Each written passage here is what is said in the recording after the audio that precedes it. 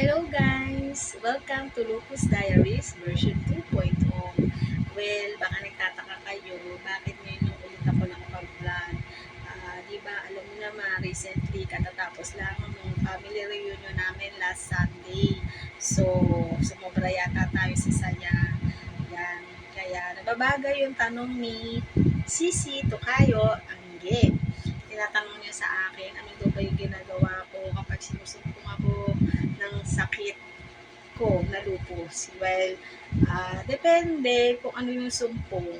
Pero usually naman kasi, bukod sa mga tinitake ko na medicines, yan, sa sobrang dami nila ha, saka na natin pag-uusapan yung mga medicine na yan, isa-isahin natin yan guys. Ang ginagawa ko lang talaga is namamahinga ako ng bonggang-bongga. Paano ba yung pamamahinga ng bonggang-bongga?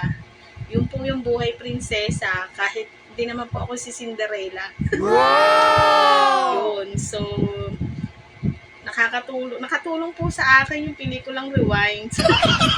Mula Lunes hanggang Wednesday kahapon, talagang hindi mo ako papakinabangan. As in, wala akong ginawa kundi matulog lang. Gusto ko lang manood lang ng K-drama. Yan. Basta kung ano yung hinihingi ng katawan ko, yun ay sinusunod ko.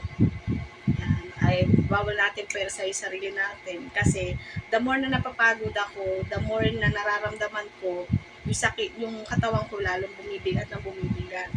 So, makatatanong kayo, yes, bawal po kami mapagod. Yan, number one po.